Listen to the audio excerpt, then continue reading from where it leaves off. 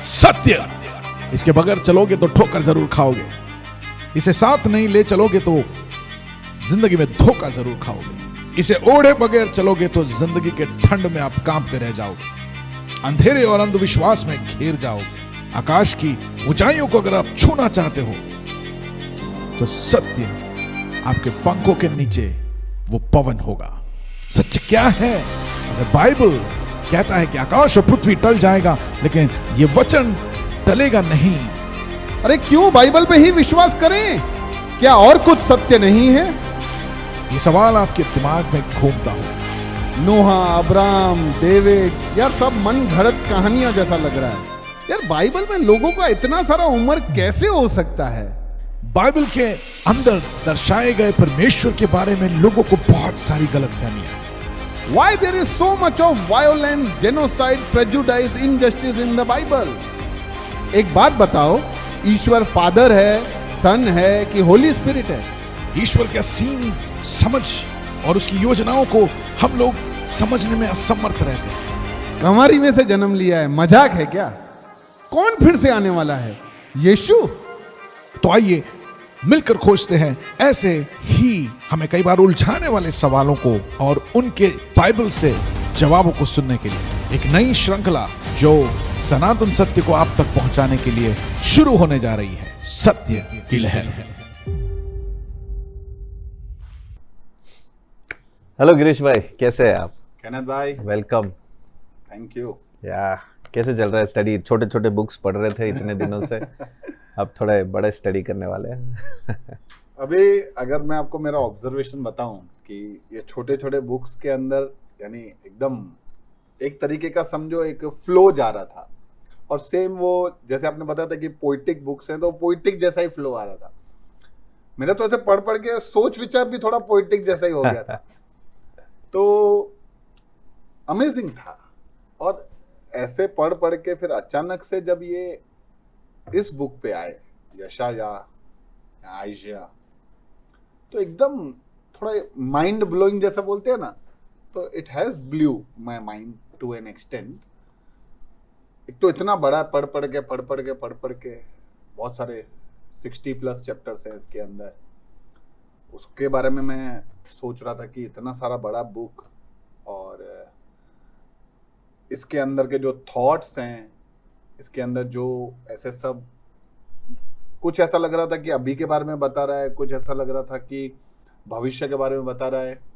कहीं कहीं मुझे ऐसे लगा कि शायद ये किसके बारे में है, कभी जीसस के बारे में लग रहा है, क्या है, कैसा है, कुछ आइडिया नहीं आ रहा है। मतलब और ये बुक किसको बताया जा रहा है?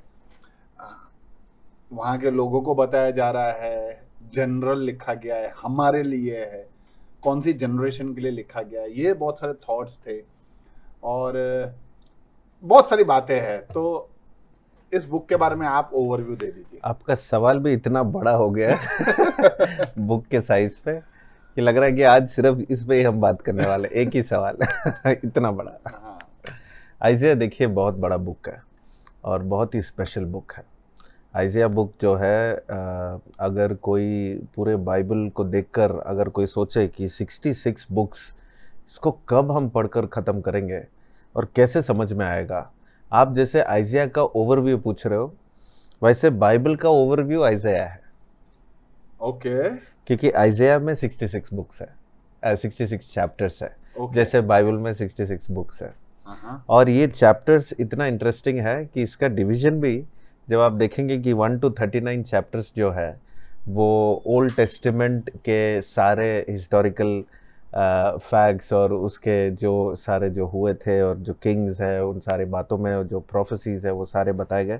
और ये फर्स्ट 39 चैप्टर्स जो है वो पुराने नियम को दिखाता है, और इसके बाद जो अगले 27 चैप्टर्स है वो नए नियम के बारे में है। नया नियम यानी आने वाले भविष्यवाणी, जो आने वाले जो मेसाया के बारे में, और जो सारे चीज़ें जो होने वाले हैं, जैसे नए नए चीज़ें जो होने वाले हैं। काफ़ी नया शब्द जो है वो लास्ट 27 चैप्टर्स में यूज़ किया गया है।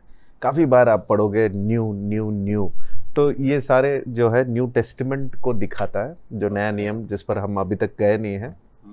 तो वो उसका ओवरव्यू आपको ये लास्ट 27 चैप्टर्स पे मिल जाएंगे। वैसे चैप्टर्स डिवीजन जो है वो परमेश्वर ने नहीं किया है, वो तो मनुष्य ने किया है। यानी जब बाइबल को इकट्ठे कर रहे थे तो सब चैप्टर्स अध्याय में और वचन का नंबर देना और ये सब रेफरेंस सब देना, ये सब चर्च फादर्स ने जब स्टार्टिंग में जब बाइबल को एक साथ लाए तब उन्होंने किया था। लेकिन उसमें भी परमेश्वर का या पवित्र आत्मा का हाथ कितना बड़ा हाथ है वो हमें दिखाई देता है, क्योंकि आइज़ाया इतना स्पेशल, इसका जो प्लेसमेंट है, इसका जो व्यू है, इसके जो बातें हैं, इसकी जो भविष्यवाणी है, ये जो भविष्यवक्ता है, इसका जो भी ये बात करता है वो इतना स्पेशल है कि पूरा बाइबल को वो कवर कर देते हैं। तो ये बुक इसलिए ये स्पेशल है और इसका प्लेसमेंट ऐसा किया गया है कि आप क्रोनोलॉजिकल टाइमिंग में आप समझ नहीं पाएंगे कि ये यहाँ कैसे आया ये गैप में। क्योंकि हम इतने दिन अभी हम पोएटिक बुक्स हम पढ़ रहे थे, विजडम लिटरेचर, विजडम के बारे में हमने देखा, बहुत सारे नीति वचन के बारे में हमने ध्यान किया, तो इतना इजी लग रहा था और इतना अच्छा लग रहा था कि कैसे जीवन के बारे में हम समझ सकते हैं। Exactly. जवानी में, छोटे बच्चे और फिर बुजुर्ग होने के बाद हम कैसे सोचे, क्या सोचना चाहिए, क्या नहीं होना चाहिए, ये सारा हमने सुन लिया, सारा देख लिया। अब क्या है, हम वापस इतिहास के पुस्तकों में जा रहे हैं, जो हमने पहले जब राजाओं को देखा था तो राजाओं का शुरुआत जैसे हुआ था। अब राजाओं का शुरुआत यानी जो पहला राजा इजराइल ने मांगा, सब राज्य को देखकर उन्होंने बोला हमारे लिए भी एक राजा चाहिए। जब उन्होंने परमेश्वर को राजा नहीं माना और उन्होंने बोला हमको एक मनुष्य में, एक हमारे बीच में से हमें एक राजा चाहिए, तब परमेश्वर ने बोला ठीक है। तो सॉल की शुरुआत हुई और वहाँ पर सॉल ने परमेश्वर का बात नहीं माना, तो उसके बाद दाऊद को खड़ा करवाया और दाऊद के बाद सुलेमान, जिसके बारे में हमने अभी ये सब बुक्स पढ़े। अब सुलेमान के बाद इसके जो दो बेटे हैं, वैसे तो काफ़ी बच्चे हैं, लेकिन दो बेटे जिनको एक को जो जगह मिलता है, एक को जो किंगशिप मिलता है और दूसरे को मिलना चाहिए जो उसको नहीं मिलता है, उसके बाद डिवीजन हो जाता है और इनके बीच में दो राज्य हो जाते हैं। और दो राज्य में क्या होता है, नॉर्थर्न किंगडम और सदर्न किंगडम ऐसा डिवाइड हो जाता है। और नॉर्थ किंगडम में 10 ट्राइब्स उसमें ज्वाइन हो जाते हैं और सदर्न किंगडम में सिर्फ 2 ट्राइब्स ज्वाइन होते हैं। अब ट्राइब्स क्या है? ट्राइब्स जो याकूब के जो बच्चे 12 गोत्र जो हमने पढ़ा होगा, आपको याद होगा तो जैसे जो सारे बेटे थे उनके, जो उसके सारे जो ट्राइब्स, उसके सारे जो संतान थे, वो एक ट्राइब जो निर्गमन की किताब में हम देखते हैं और व्यवस्था विवरण में उनको डिवीजन किया गया, उनको जगह दिया गया, लैंड अलॉटमेंट किया गया। तो ये सारा जो हुआ था, तो अब इतने सारे गोत्र है और उनके सारे ट्राइब्स हैं और ये ट्राइब्स जो है अब यहाँ पर डिवाइड हो गए और 10 ट्राइब एक साइड पे चले गए और 2 ट्राइब एक साइड पे। 2 ट्राइब सुलेमान तक ये सब एक ही साथ थे, सब एक साथ थे और सबको इजराइल बोलते थे, सबको इजराइल बोलते थे। पर यहाँ पर इजराइल, अब 10 ट्राइब अलग उन्होंने अपना नाम पकड़ लिया और ये जो 2 ट्राइब जो अलग हुए, ये था यूदा और बेंजामिन, और ये ट्राइब यहाँ पर एक साथ बना और ये जो सदर्न किंगडम था ये जूडा बना और जो नॉर्थर्न किंगडम था वो इजराइल बना। ओके, यानी अब से जब हम इजराइल बोल रहे हैं तो इट मींस वो 10 ट्राइब है, 10 ट्राइब है। और जूडा बोल रहे हैं तो वो 2 ट्राइब है और ये सदर्न और वो नॉर्दर्न। या और जहाँ पर हम यहूदी बोलते हैं, जो यहूदियों को हम नाम वो टाइटल दिया जाता है, वो यूदा जो सदर्न किंगडम है उनका जो पॉपुलेशन है उनको जूस कहते हैं। ओके, तो जो आज हम जूस कहते हैं वो सिर्फ 2 ट्राइब के हैं। ओके, बाकी सारे स्कैटर हो गए, बाकी सारे मिक्सअप हो गए, पर है सारे ट्राइब्स तो है। उनका लीनिएज इतना शार्प है आज भी कि उनको पता है कि उनका फैमिली लाइन वो कौन से ट्राइब से आते हैं, तो they are very strong in that. पर एनीवे, ये तो मैं आपको नाम का एक्सप्लेनेशन दे रहा हूँ। अब ये 2 डिवीजन हो गया, 2 राजाएं हो गए, अब दोनों का अलग अलग सोच हो गया, दोनों का अलग अलग राज्य हो गया। अब इनके बीच में नहीं हो रहा था और इजराइल चाहता है कि यूदा ख़त्म हो जाए और यूदा अपने हिसाब से वो अपने सोच में जा रहा है। अब आगे क्या हो रहा है, ये टाइम पे आइज़ाया जो है पिक्चर में आता है और आइज़ाया एक रॉयल फैमिली से बिलोंग करता है। यहाँ पर स्पेसिफिकली हमको पता नहीं है कि कौन से फैमिली लाइन से है, लेकिन इतना तो पता चल रहा है कि इसका हाथ राजाओं के साथ इतना कनेक्टेड था और लोगों के साथ भी इतना कनेक्टेड है, यानी वो दोनों लेवल पे वो कनेक्ट हो रहा है, तो ज़रूर बहुत इन्फ्लुएंशियल पर्सन रहा है। और यहाँ पर इसको परमेश्वर चुन रहा है, किस लिए? भविष्यवक्ता बनने के लिए इसके टाइम पे। भविष्यवक्ता मतलब? भविष्यवक्ता यानी जो फ्यूचर जो होने वाला है और जो परमेश्वर की बातें हैं उसको लोगों तक पहुंचाना। भविष्यवक्ता और जो प्रीस्ट हम कहते हैं, जो याजक है, ये दोनों में अंतर आपको जानना जरूरी है। ओके। भविष्यवक्ता यानी परमेश्वर के बातों को लोगों तक पहुंचाना, ओके। और याजक यानी लोगों की चिंताओं को, प्रार्थनाओं को, उनके पाप को, उनका जो सारे जो जो रिचुअल्स और ट्रेडिशन यहाँ जो किया जाता है, जो टैबरनेकल में किया जाता था, वो सब याजक, जैसे लेवी गोत्र के जो याजक है, प्रीस्टली फैमिली। अब प्रीस्ट का जो मीनिंग है वो है लोगों का जो बातें हैं वो परमेश्वर तक ले जाना। ओके। अब ये दो अंतर हमको जानना जरूरी है, क्योंकि अभी ये पुस्तक से लेकर हम बहुत सारे भविष्यवक्ताओं के बारे में हम पढ़ने वाले हैं, और ये सारे पुस्तकों का नाम भी भविष्यवक्ताओं के ऊपर ही दिया गया है। जैसे यशाया है, अब यिर्मयाह आएगा, एजेकियल है, होसिया है, आमोस है, तो बहुत सारे ऐसे बुक्स हम जब पढ़ेंगे, सारे भविष्यवक्ताओं का नाम है। और ये भविष्यवक्ता यानी परमेश्वर के बातों को लोगों तक पहुंचाना। ओके। और ये राजाओं के समय में बहुत कॉमन था, क्योंकि राजाओं को पता नहीं चलता था कि हमें अब युद्ध के लिए जाना है, रुकना है, क्या करना है, अगले हम क्या करें। ये सारा एडवाइस जो है वो भविष्यवक्ताओं से लेते थे।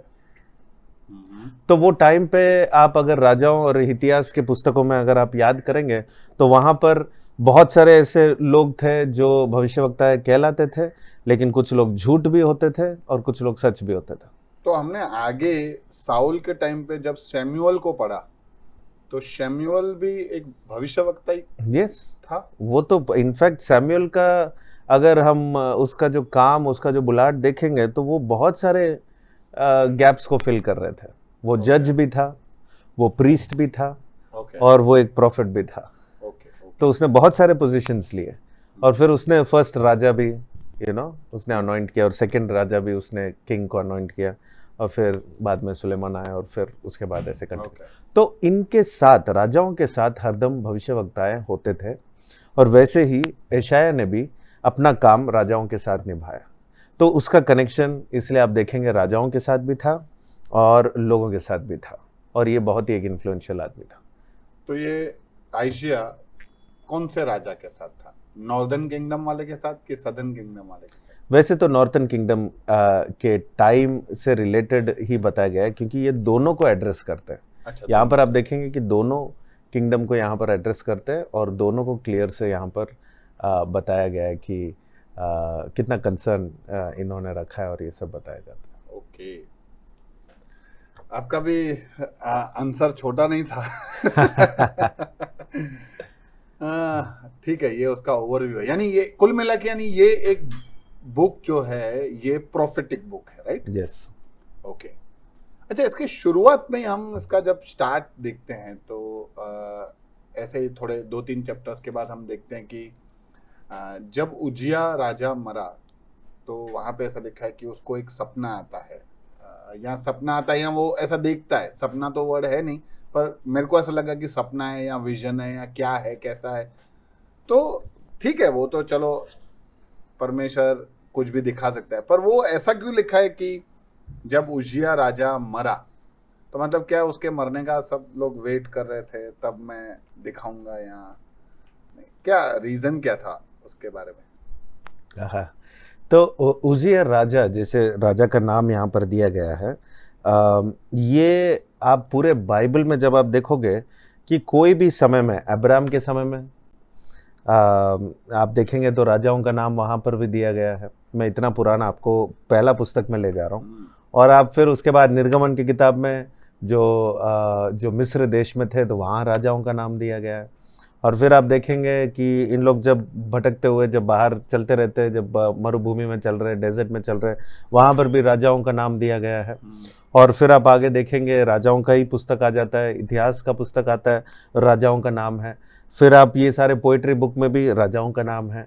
आप भविष्यवक्ताओं के बुक में भी आप देखेंगे राजाओं का नाम, और राजा के नाम से शुरू होता है। ये राजा का नाम देने का जो पवित्र आत्मा के प्रेरणा से जैसे लिखा गया है, राजाओं का नाम देने का कारण है कि वो जो है हिस्टोरिकल फैक्ट बन जाए। आप आज अगर बाइबल को पढ़ेंगे और इसको आप हिस्टोरिकल बुक्स के साथ जोड़कर देखेंगे, तो वो टाइमिंग और ये टाइमिंग आप कनेक्ट कैसे कर सकते हैं? राजाओं का नाम रखकर। ओके। तो ये राजा अगर इस साल में मरा, जैसे बाइबल में लिखा है, तो हिस्टोरिकल बुक्स में, यानी उस देश में अगर वो राजाओं का जो जैसे टूम्स होते हैं, जो उनके जो जहाँ पर मृत्यु हुआ था उसका जो वहाँ पर कब्र होता है, और जैसे बहुत सारे ऐसे फाइंडिंग्स, आर्कियोलॉजिकल एविडेंस निकालते हैं वो, जो जब साइंटिस्ट और रिसर्चर्स और ये सारे आर्कियोलॉजिस्ट जब जाके ढूंढ के निकालते हैं, तो इनको ये सारे चीज़ें मिलते हैं। कब्र मिलता है, किसी का घर मिलता है, किसी का कुछ मिलता है, तो इन लोग पता करते हैं कि ये किसका है, और वो समय कैलकुलेट करते हैं कि वो कौन सा समय में है।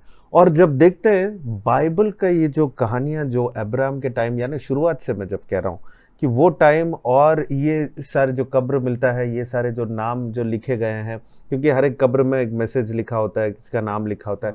जैसे उजिया राजा का भी कब्र मिला और उसमें भी ऐसा लिखा गया है कि ये टाइम पे तो वो टाइमिंग और ये टाइमिंग जब मैचअप करते तब पता चलता है कि बाइबल के हर एक पुस्तक का जो फैक्ट्स है वो एग्जैक्टली वो टाइम में हुआ है। और ऐसा पुस्तक इसलिए आप कहीं भी नहीं पढ़ोगे, कहीं भी, कोई भी आप किसी भी दुनिया के किसी भी किताब में, कितना भी वो बड़ा महान किताब माना जाए, लेकिन उसमें जब आप देखेंगे कि हाँ बहुत सारे अच्छी बातें लिखे होंगे, लेकिन हिस्टोरिकल एविडेंस और ये टाइमिंग के साथ कनेक्ट करना कोई भी बुक में नहीं है जितना ये बुक में है। तो इसीलिए यही सब आधार पे कहा जाता है कि मनुष्य का सृष्टि भाई बहुत पुराना नहीं है, जस्ट 5-6 हजार साल का ही है। Yes, exactly. इसका जो कैलकुलेशन है, तभी कह पाते हैं कि नहीं, आदम को जब बनाया तो वो 6000 साल पहले ही बनाया। अच्छा। और ये कैलकुलेशन इसलिए क्योंकि जब यीशु भी, नया नियम में भी जब यीशु भी इस दुनिया में आ रहे हैं, यानी परमेश्वर जब इस दुनिया में आ रहे हैं, यीशु का नाम दिया जा रहा है। और इस पुस्तक में भी देखेंगे बहुत सारे ऐसे जो नाम है जो यीशु के लिए दिया गया है। इसका भी टाइमिंग जब ये आया, तब वहाँ पर भी राजा का नाम, हेरोद राजा, ऐसे सब मेंशन किया गया है। तो आप आगे देखेंगे बहुत सारे ऐसे, आखिरी पुस्तक तक आप देखोगे कि कहीं ना कहीं वो राजाओं का नाम मेंशन किया गया है। और ये इसलिए क्योंकि टाइमिंग ये बुक आपको एक्यूरेसी में देता है, इतना परफेक्ट लेवल पे देता है कि आपको कुछ डाउट ही नहीं आ सकता कि ये बुक शायद लिखा नहीं होगा या ये पता नहीं कहाँ से आया होगा। Okay, got it.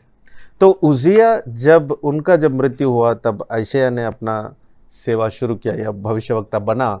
ये टाइमिंग के हिसाब से बताया गया है यहाँ पर। अच्छा, ये भविष्यवक्ता मतलब गॉड अपॉइंट्स और गॉड परमेश्वर चुनता है कि ये अचानक से इनको एक दिन ऐसा आता है चलो भविष्यवक्ता जस्ट अभी समझो मैं आप हुसो है बात कि भविष्यवक्ता होता है, तो मतलब कैसे आइडिया है कि ये भविष्यवक्ता है? ये मैंने आपको इसलिए कहा कि याजक और भविष्यवक्ता में अंतर क्या है।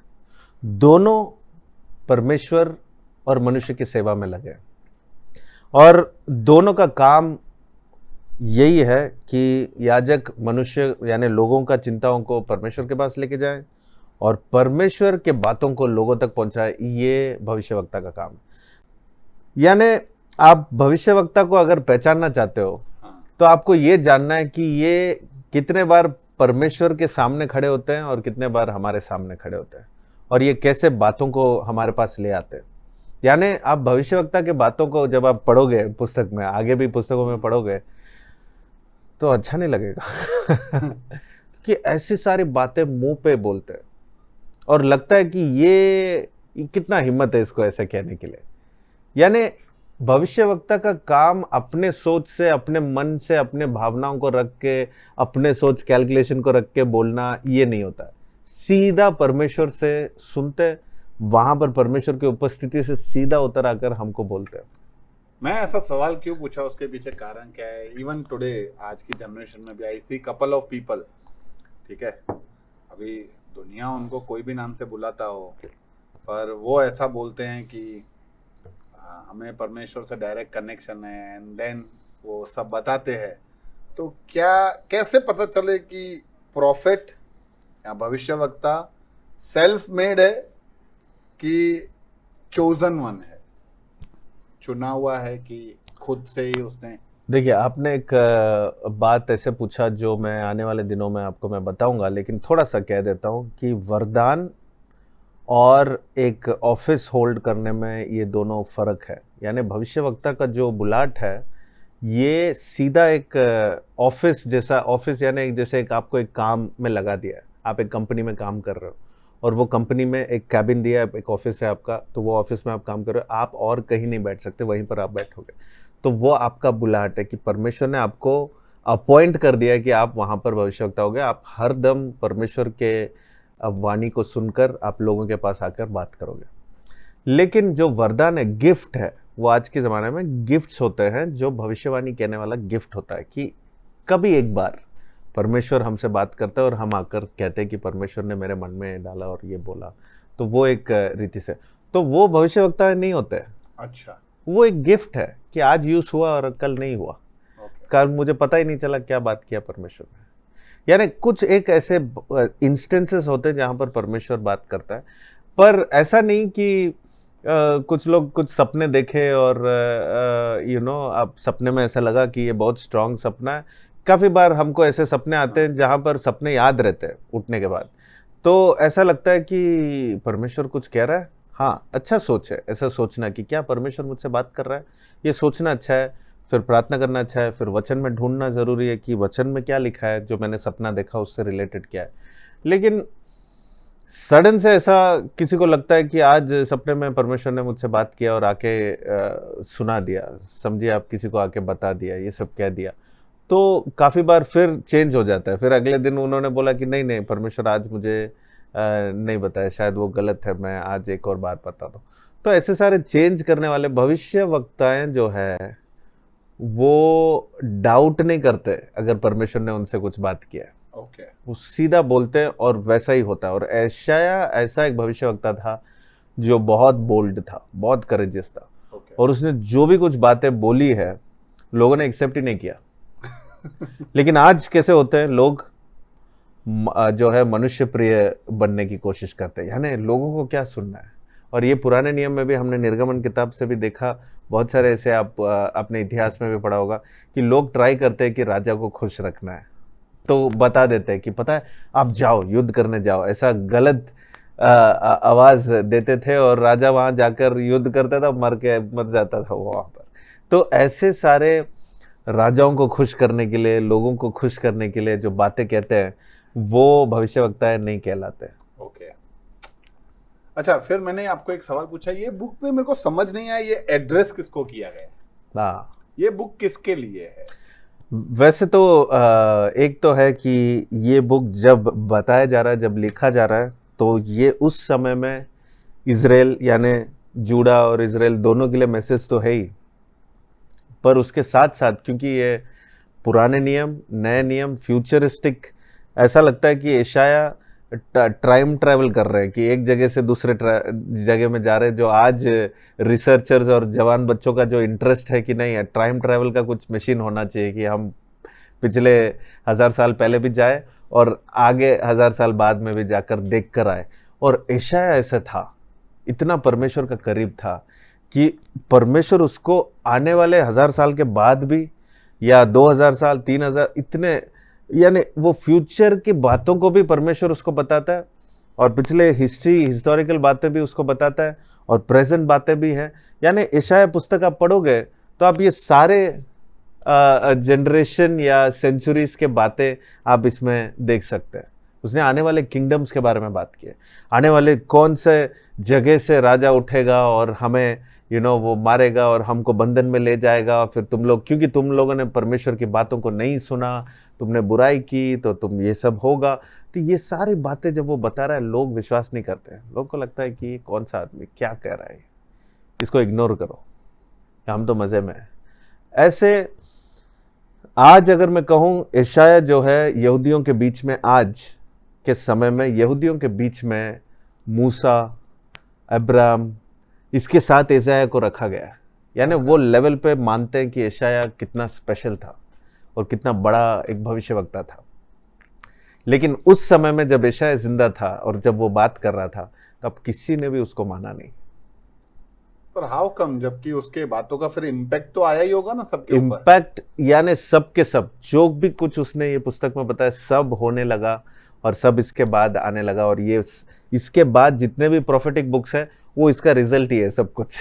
अच्छा, सब कुछ यानी उसके बाद भी नया नियम जब आता है वो सब कुछ यहाँ पर लिखा गया है। ओके। तो यशायाह क्या है, उसने जब बताया तब लोगों ने नहीं माना, पर जब तक वो होने लगा तब तक वो था नहीं। तो उसके बाद काफी कुछ जानने लगे और फिर सबके अंदर वो डर आया और सबको पता चला कि यशायाह जो बोलता था वो सच था। ओके। अच्छा, एक और जस्ट डाउट क्लियर कर रहा हूँ। एक और जगह पे जहाँ पे ये विजन देखता है और जहाँ पे वो एंजल्स दिखाए गए हैं अपने आप को ढकते हैं, तो एंजल्स तो थे ही, हमने आगे भी स्टार्टिंग में देखा था।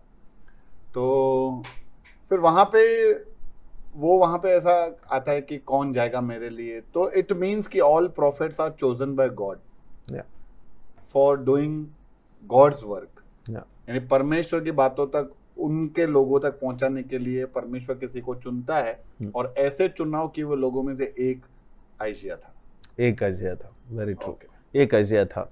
और जब वो परमेश्वर वो कहता है कि हमारे लिए कौन जाएगा, हाँ वहां पे ऐसा, हाँ मेरा एक और ये क्वेश्चन था कि वहां पे ऐसा लिखा कि हमारे लिए कौन जाएगा। यस। तो हमारे लिए मतलब यानी उनकी प्रजा नहीं, तो परमेश्वर को जैसे हम पहचानते हैं कि वो त्रिएक परमेश्वर है, कि पिता, पुत्र और पवित्र आत्मा, इसके बारे में हम पूरे बाइबल में हम पढ़ेंगे। आपको याद है तो उत्पत्ति की किताब में परमेश्वर जब मनुष्य को बनाता है तो कहता आओ है हम मनुष्य को बनाए, अपने स्वरूप में बनाए। अपने स्वरूप में तो बनाए। ये हम कौन है, वहां पर जैसा लेट अस मेक, और यहाँ पर जो है who will go for us, यहाँ पर बताया हमारे लिए कौन जाएगा। तो यहाँ पर भी हम देखते हैं कि पिता, पुत्र, पवित्र आत्मा के बारे में एक एडिशन यहाँ पर किया गया है। हाँ, थोड़ा मेरे को इसके बारे में एक दिन अपने सेशन लेंगे कि ये 3 फॉर्म्स वाला मतलब यानी क्या है, क्या किस तरह से ईश्वर ने अपने आप को किस तरह से प्रेजेंट किया है। यस, जरूर बात करेंगे। ओके। उसके बाद अपने देखते हैं कि कहीं पे लिखा गया है किसी के भविष्यवाणी, ऐसा लग रहा है कि कोई एक आएगा, उसका नाम जो वर्जिन में से यानी कंवारी में से पैदा होगा। ऐसा लग रहा है कि ये जीसस के बारे में बता रहा है। तो यहाँ ऐसा लग रहा है मेरे को, आई डोंट नो, ये तो मैं आपसे क्लियर कर रहा हूँ। तो 2 बातें हैं। पहले बात तो ये किसके लिए बोला जा रहा है।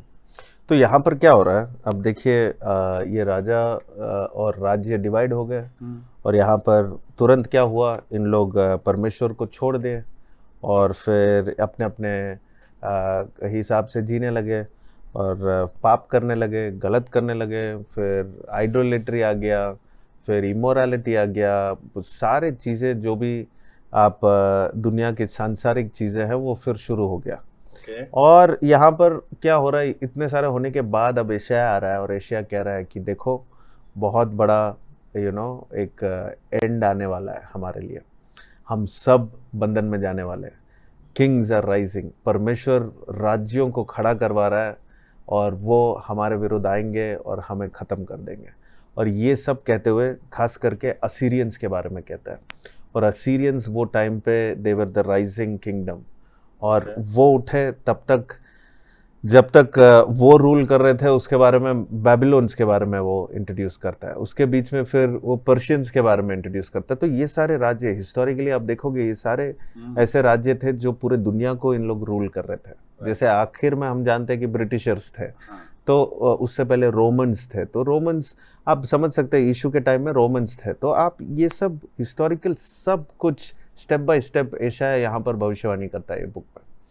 और ये सब के बीच में यशायाह यहाँ पर लोगों को यानी इज़राइल और जूडा जो है, ये खास करके जूडा के लिए ये बात कर रहा है। और क्योंकि इज़राइल अब क्या कर रहे हैं, इन लोग असीरियंस के साथ जुड़कर ये इस जूडा को ख़त्म करना चाहते हैं। लेकिन फिर भी यशायाह जो है वो बोलता है कि नहीं, परमेश्वर क्या चाहता है, परमेश्वर क्या करेगा। परमेश्वर एक्चुअली ये लोगों को खड़ा करवा के वो आ रहा है, इसलिए तुम मन फिराओ, तुम ठीक हो जाओ, परमेश्वर बचाएगा हमें, परमेश्वर वापस हमें खड़ा करवाएगा। परमेश्वर वापस हमें इस जगह में खड़ा। तो ये सारे, यानी ये बुक में आप देखोगे पहला क्या है, जजमेंट के बारे में लिखा गया है कि देखो ऐसा ऐसा जजमेंट होगा, ओके बाकी देशों का भी जजमेंट होगा। ओके जो देश को परमेश्वर इस्तेमाल करता है इनको दंड देने के लिए, वो देशों का भी जजमेंट होता है कि उन्होंने हद से ज्यादा कर दिया, तो उनको भी जजमेंट होता है। और उसके बाद इनको न्याय करने के बाद फिर कहता है कि कैसे एक छोटा सा एक झुंड बचेगा, परमेश्वर खड़ा करवाएगा, मिसाया आएगा, बचेंगे हम। तो मिसाया का जो इंतजार है, मिसाया यानी एक जो हमें बचाने आने वाला है, इन राज्यों से actually as a kingdom, as a people group, as a nation, एक देश, एक राज्य, ऐसे मिलकर परमेश्वर मिसाया आएगा, हमको बचाएगा। तो जो लोगों का सोच था वो पॉलिटिकल सोच था कि वो आएगा, वो राजा बनेगा और हम सब पूरे दुनिया को कंट्रोल करेंगे, यानी रूल करेंगे। ये लोगों का सोच था, लेकिन परमेश्वर का सोच ये नहीं था। परमेश्वर का सोच था कि वो अंदर से हमें राज करे, यानी हमको वो पाप से हमें मुक्त करे और हम गलत ना करें, हम पवित्र बने। और इसलिए यहाँ पर यशाया बार बार ये शब्द इस्तेमाल करता है, पवित्र पवित्र। और इसके बारे में भी आप पूरे बाइबल में, ये पूरे पुस्तक में आप देखोगे। और इसके साथ ही ये जब मिसाया का इंट्रोडक्शन करता है, जब वो कहता है कि आएगा वो जो हमें बचाने वाला है, तो एक और बात हमें समझना है कि यशाया का नाम जो है वो उसका मतलब भी, यशाया का नाम का मतलब भी जो है ये है कि परमेश्वर हमें बचाएगा, गॉड सेव्स। ओके जो यहोशुआ का नाम था उसका मतलब भी सेम है। और जो आने वाला यीशु का नाम जो दिया गया है, जो परमेश्वर इस दुनिया में आता है तो यीशु नाम दिया है, तो वो उसका मतलब भी वही है कि परमेश्वर बचाएगा। ओके तो यशाया का नाम ही एक सुसमाचार था, एक शुभ संदेश था सबके लिए कि नहीं, परमेश्वर बचाएगा। लेकिन पहले दंड होगा, पहले न्याय होगा, क्योंकि बुरा हो चुका है, बुरा कर चुके हो, तो इसका न्याय तो तुमको मिलेगा। लेकिन उसके बाद परमेश्वर हमें खड़ा करवाएगा। तो जब मिसाया का इंट्रोडक्शन हो रहा है तो ये एक आशा दे रहा है कि नहीं, हम वापस आएंगे, वापस खड़े होंगे, चिंता मत करो। और फिर वो जितना वो टाइम प्रेजेंट में वो बता रहा है, उतना ही भविष्यवाणी भी वो दे रहा है कि यीशु, जैसे आपने बोला कि शायद यीशु है, सही है, वो यीशु के बारे में ही भविष्यवाणी कर रहा है, करीब 700 साल पहले कर रहा है कि ये यीशु आएगा, कुंवारी से पैदा होगा। और तो यशाया ऑलमोस्ट आप देखोगे कि यहाँ पर एक डबल प्रोफेसी हो रहा है कि अभी भी हम बचेंगे और जो आने वाले समय में वो सबको बचाएगा। ओके तो मेसाया का भी इंट्रोडक्शन हो रहा है, उसका भी टाइमिंग नहीं बताया जा रहा है, पर एक साफ एक डिस्क्रिप्शन बताया जा रहा है कि जो आएगा वो ऐसा आएगा और ऐसा बचाएगा। फिर अगर ये यीशु के बारे में ही है कि वो आएगा, तो फिर यहाँ ऐसा क्यों लिखा हुआ है कि उसका नाम इमैनुअल होगा? हाँ, तो इमैनुअल यानी उसका मतलब, आप देखिए इसके भी 2 बच्चे थे और वो भी दोनों बच्चों का नाम जो है उसके मतलब से, इसके मतलब किसके? यशाया के, यशाया। यशाया के 2 बच्चे थे, यानी उसकी पत्नी जो है वो भी भविष्यवक्ता थी। अच्छा, वो भी प्रोफेटेस है। बाइबल में वो पुस्तक में लिखा है कि वो प्रोफेटेस है। और आप इससे समझ सकते हो कि परमेश्वर पुरुष को भी चुनता है और स्त्री को भी चुनता है ओके उसके बुलाहट में। इसमें कोई भी ये नहीं है आप पर, लेकिन पत्नी का कोई भी भविष्यवाणी यहाँ पर दिया नहीं गया है, अच्छा लेकिन उसका टाइटल दिया है कि वो भविष्यवक्ता थी। ओके अब अगर वो भी भविष्यवक्ता थी तो इन लोग कैसे परमेश्वर के बातों को सुनते थे, कैसे बोलते थे, फैमिली एकजुट होकर पति पत्नी कैसे एक साथ इन्होंने सेवा किया। ये सारा एक ब्यूटीफुल एक डिस्क्रिप्शन है कि कैसे हमको एक साथ काम करना चाहिए। अगर पति अगर एक काम में जुड़ा है तो पत्नी भी उसके साथ जुड़ जाए, पत्नी काम में जुड़ी है तो उसका हाथ थोड़ा सा पति भी दे दे। तो ये सारा जो है एक कॉम्बिनेशन, एक परिवार मिलकर, इनके जो 2 बच्चे हैं, दोनों बच्चों का नाम जो है वो एक प्रोफेटिक, यानी वो नाम में भी एक भविष्यवाणी है। पहले बच्चा जो है नाम बोलने में भी इतना तकलीफ होगा, आप पढ़ सकते हो, सबसे लंबा नाम है पूरे बाइबल में और इसका जो नाम है उसका मतलब ये है कि क्योंकि इतना जल्दी तुमने ये सब किया तो तुमको गिरना भी इतना जल्दी ही होगा। तो यानी जो उधर होने वाला है वो राज्य को, वो उसके बच्चे के नाम पर वो डाल देता है। ओके और दूसरे बच्चे के नाम कहता है कि हम बचेंगे, हम वापस आएंगे। और फिर वो इमानुएल का नाम परमेश्वर मिसाया को देता है, जो परमेश्वर इस दुनिया में आएगा, क्योंकि इमानुएल का मतलब ही, हिब्रू जो लैंग्वेज में इमानुएल का मतलब ही ये है कि जो परमेश्वर हमारे साथ है। तो यानी ये इमैनुअल एक टाइटल है। एक टाइटल है, परमेश्वर हमारे साथ है, यानी ये सबको कह रहा है कि देखो कुछ भी हो जाए, अपना मन में अंदर आशा मतलब भूल मत जाना और आशाहीन मत होना कि हमारा कोई नहीं आएगा बचाने के लिए, परमेश्वर खुद आएगा और वो हमारा इमैनुएल आएगा। इमैनुएल यानी परमेश्वर हमारे साथ है, यानी वो अपने लोगों को वो सुना रहा है और बता रहा है कि देखो जब तुम सामना करोगे ना, जब ये सारे शत्रु आएंगे, ये सारे हमें मारेंगे, हमें ले जाएंगे, ये सब करेंगे, लेकिन याद रखना कि परमेश्वर हमारे साथ है, उनके साथ नहीं है। तो इसलिए वो नाम इमैनुएल। तो उस समय पे क्योंकि वो दूसरे राष्ट्र खड़े हो रहे थे इनके विरुद्ध, राज्यों के विरुद्ध, ठीक है, तो उनको एक कंफर्ट देने के लिए आइजिया ने बोला कि एक मसाया आएगा।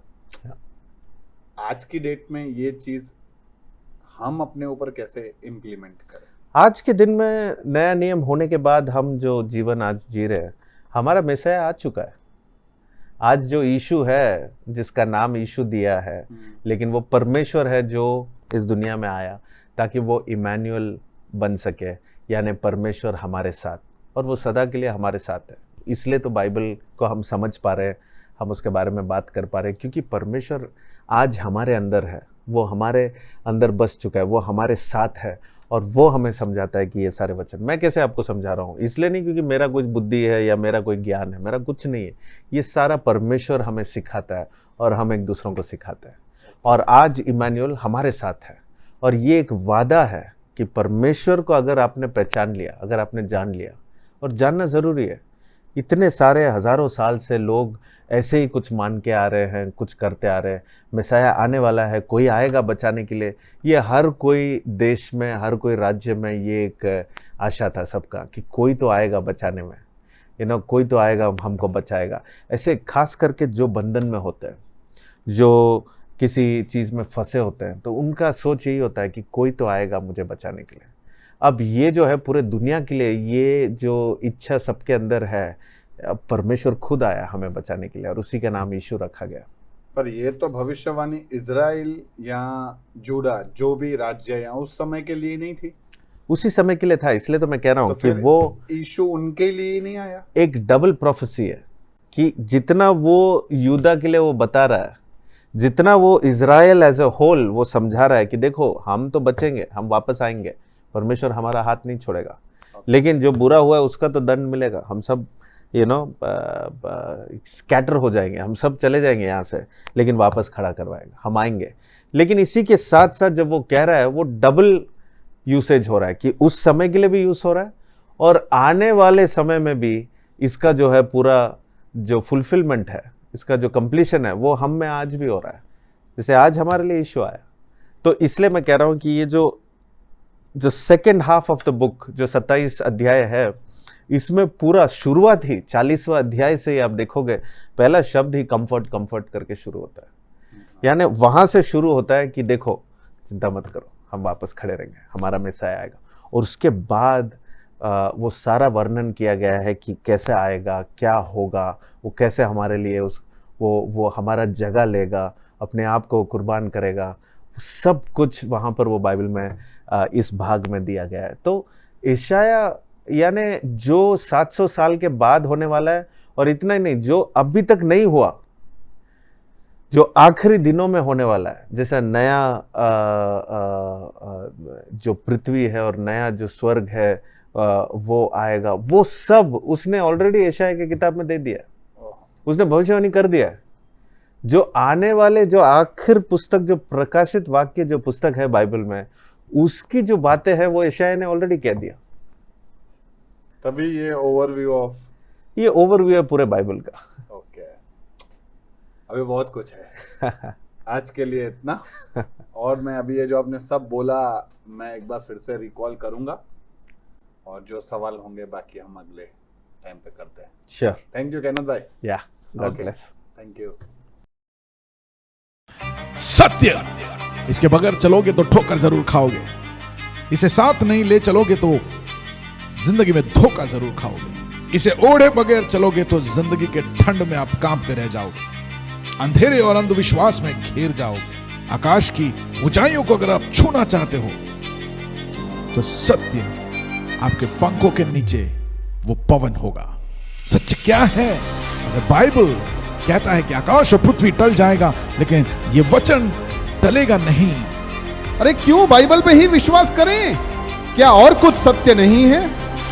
ये सवाल आपके दिमाग में घूमता हो। नोहा, अब्राहम, डेविड, यार सब मन घड़त कहानियां जैसा लग रहा है। यार बाइबल में लोगों का इतना सारा उम्र कैसे हो सकता है? बाइबल के अंदर दर्शाए गए परमेश्वर के बारे में लोगों को बहुत सारी गलतफहमियां। Why there is so much of violence, genocide, prejudice, injustice in the Bible? एक बात बताओ, ईश्वर फादर है, सन है कि होली स्पिरिट है? ईश्वर का सीन समझ और उसकी योजनाओं को हम लोग समझने में असमर्थ रहते हैं। कमारी में से जन्म लिया है, मजाक है क्या? कौन फिर से आने वाला है? यीशु? तो आइए मिलकर खोजते हैं ऐसे ही हमें कई बार उलझाने वाले सवालों को और उनके बाइबल से जवाबों को सुनने के लिए एक नई श्रृंखला जो सनातन सत्य को आप तक पहुंचाने के लिए शुरू होने जा रही है, सत्य की लहर।